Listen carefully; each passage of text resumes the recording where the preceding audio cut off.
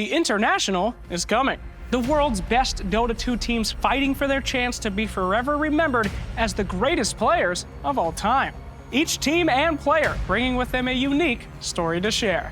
This is the International Lowdown, and this is the story of Winstrike. The Wildcard.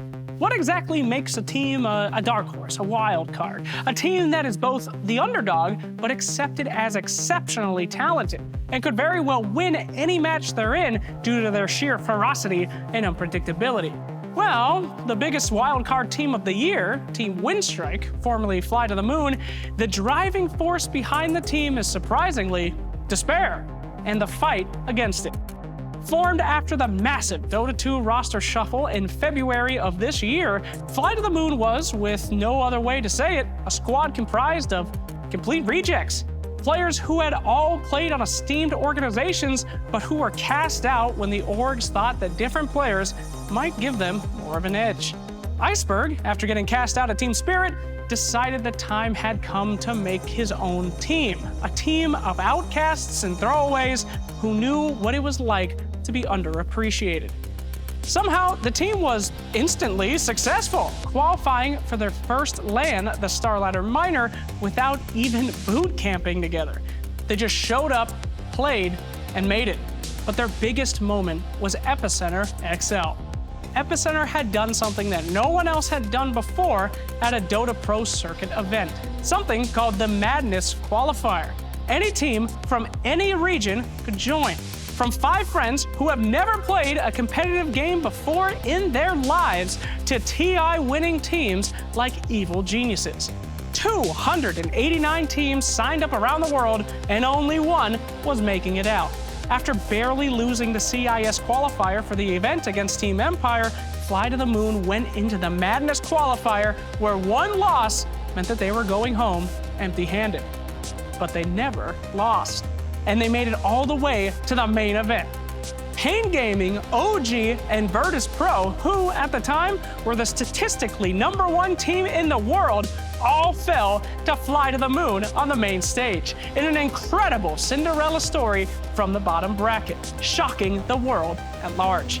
It took Team Liquid, the international champions, to stop them, and they barely did, going all the way to Game 3 with Liquid on the brink of defeat.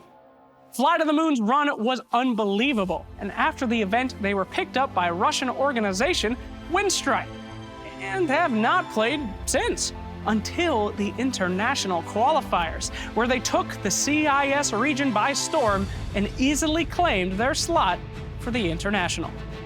This is, of course, thanks to the team's creator, Iceberg.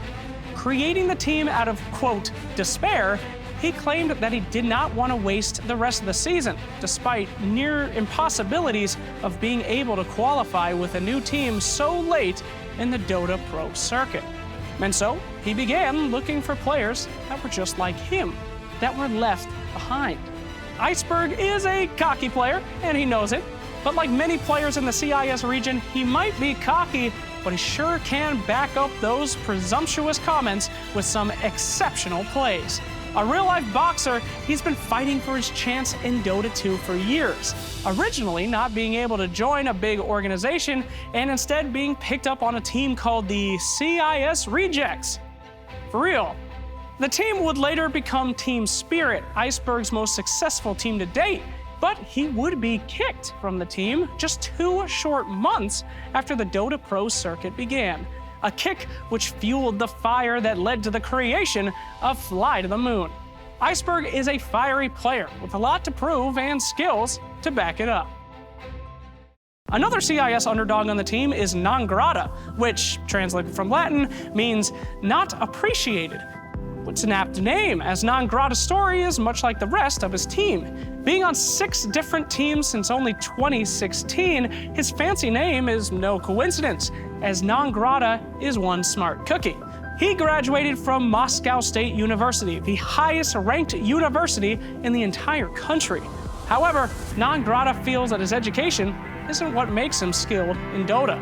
To quote, "Education is not useful. What is important is how it makes your brain work, teaching it how to make decisions." While many compete for fame or money, NonGrata, he plays for something else, claiming that he plays for self-realization. In short, this kid's a brainiac, and it shows in how he makes the battlefield into his classroom. NoFear has lived up to his name over the years, suicidally aggressive in his games and willing to take leaps of faith in his career more times than one can count. NoFear has played in 12 different teams in a span of only 4 years. NoFear's story was always the same: carry the team to success and then get replaced with a big named player. While on Team Vega, NoFear lasted less than a month before he was replaced by VP's Solo. 5 months on Team Empire, 3 months on Virtus Pro, NoFear has been looking for a place to call his home for many years. He has been noted to be brutally honest with his teammates and will tell his team exactly what they are doing wrong and why they are continuing to lose. Some teams, they can't handle that, but that might be what makes Winstrike so strong.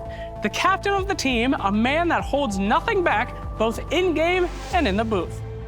Every great team needs an old, experienced player. In the CIS, there's not many more experienced than Silent. A Dota 2 veteran who has been playing since the early days of the game, Silent has played over 1,400 competitive matches and holds an incredible 60% win rate. Over 1,000 of those matches have been for Team Empire, being on the team in 3 separate iterations synonymous with Empire's success. However, for undisclosed health reasons, Silent had to step away for 10 entire months, which, by all rights, should have destroyed his career. When he returned, the game was completely different. Despite being gone, Empire welcomed him back with open arms. For a while. But after a year and a half of not playing, Silent needed some time to shake off the rust, and Team Empire would not be able to provide him with that time. Not especially when they were making a play for the International. After 1,000 games, after a career's lifetime on that team, he got kicked, and he didn't stand a chance to make it to TI8. But Empire's golden boy isn't one who gives up, Empire or not. Joining Winstrike and lending him his near decade of experience, Silent has seen it all. And this being his 4th international, he brings the knowledge the team needs to make a splash on the world's biggest stage. Now, we've talked a lot about the players being tossed around and forgotten, betrayed by their teams and left in the gutter, but nobody has had it worse in CIS than Star Always Wanna Fly. Always Wanna Fly has been on 16 different teams, but granted, this has been over a very long career. Always a pro gamer, Always Wanna Fly won a local Half-Life 1v1 tournament when he was only 7 years old, and has been competing professionally since 2011. Now, many fans call players legendary, but in the CIS region, if somebody in chat just types legend without any other context, it's universally accepted that they're talking about Always Wanna Fly. While he may be a man of incredible Dota talent, he's also a man who kind of believes in fate and superstitions. Winstrike has many rituals. For example, they ate McDonald's every single day during the TI qualifiers, and they thought it was a part of their success. He even made NoFear eat McDonald's, even though he's a vegetarian. At Epicenter, they had him perform a ritual of touching Team Liquid's Miracle before every important game. Strange as it was, he claims that that is how they defeated VP. All right. Anyway, one more story for you.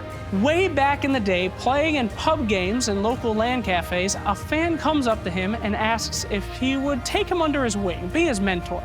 Always Wanna Fly told this fan that he would teach him as long as he was his official water boy, running back and forth to get him drinks in between all of his games. The fan agreed and would later become a player himself. VGJ's resolution. Lots of experience, lots of strategies, and lots of fun. Always Wanna Fly soars to greatness this year at the International 8. And such is the story of Winstrike, the ultimate wildcard, born from the collective despair, but living through with the desire to show the world their true power. Players cast aside, some for their entire careers, some a little bit more recently, but all finding a team where they could finally be appreciated, a team they could finally call their own. They have shown the world that they can take any team that comes their way already this year. And now that they've made it to the International, underdog lovers around the world can rejoice. The time has come for these players to never be forgotten again. And the time has also come to show the world they are the champions they always knew that they could be.